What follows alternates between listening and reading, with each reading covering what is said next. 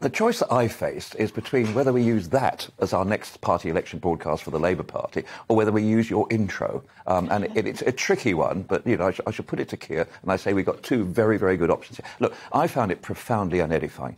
We talked about the tax. We can talk about that in a minute. I mean, like it or not, if you suddenly cut tax quickly, then you've got the classic recipe for inflation. It's too much money chasing too few goods.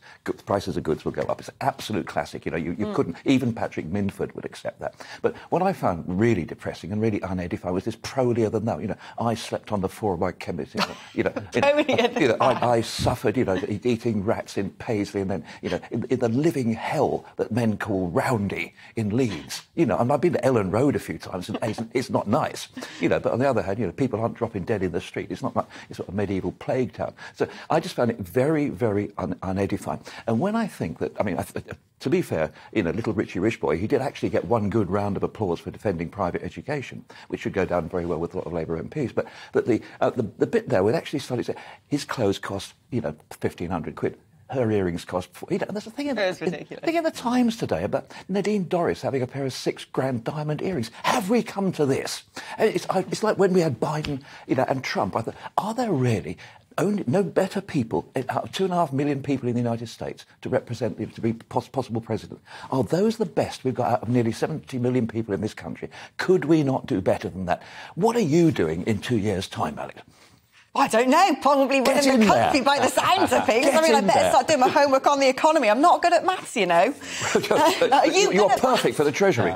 Yeah. Exactly, there you are. Are you good at maths? Because this is the big debate, isn't it? When to cut taxes. And certainly my other half works in finance, and he's terrified of Liz Truss. He thinks the thought of a, you know, Trussonian government is going to bankrupt the nation. Yeah. But, you know, Tim Montgomery there making the other case, saying, no, under no circumstances is cutting taxes going to boost inflation. Actually, it's what people need right now. I mean, I don't know the answer. I think the key difference between the two of them is that Liz Truss is going for the I'll promise you everything, I'll promise you all the tax cuts, everything you possibly want, just vote for me, I'll give you whatever you want. And she's saying this not just on the economy, but on things like Rwanda.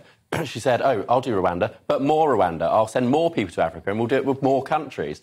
And that sort of approach, people are a bit sceptical about because they're getting promised everything you want. You go, hang on, where's the catch? I think Rishi's gone too far the other way. He's trying to be too honest. He's saying, look, it's going to be tough. We're going to have to do this. We're going to have to do that. People, they don't want to hear that either. They want a bit of reassurance. They want a bit of comfort, but they don't want to be overpromised. And I think neither of them are striking the right chord. You need someone who can say, look, things are going to be tough, but we're going to make the right decisions. You're not going to struggle. You're going to be able to heat your homes. You're going to be able to eat. We're going to make the right economic decisions, but it's not going to be easy. And that's what they need. And both of them are just on the wrong end of the spectrum. And will your man, son of a toolmaker, King Pole himself, Sir Keir, be able to really take advantage of this situation? Or do you think that there's still a problem there with Labour not offering themselves up as a viable alternative? To be fair, he could go on holiday right now, you know, as long as there's none of those Liverpudlian pension and, you know, monstering him by the poolside. Yeah.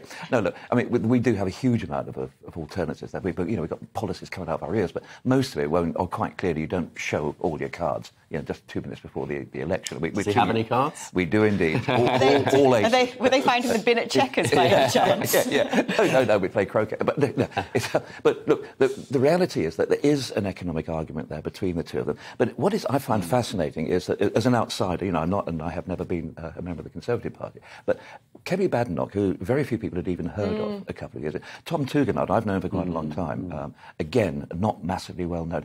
What a much better field we could have had if there'd been more options there. Now, you talked about wildfires and the Tory grassroots. Well, the Tory grassroots are on fire at the moment. They're furious. How many of them are trying to get Boris Johnson as a write-in candidate? It's like 10,000. I think quite a few Tory MPs are probably looking at the last two and thinking, I should have run. I didn't know it was going to be this bad.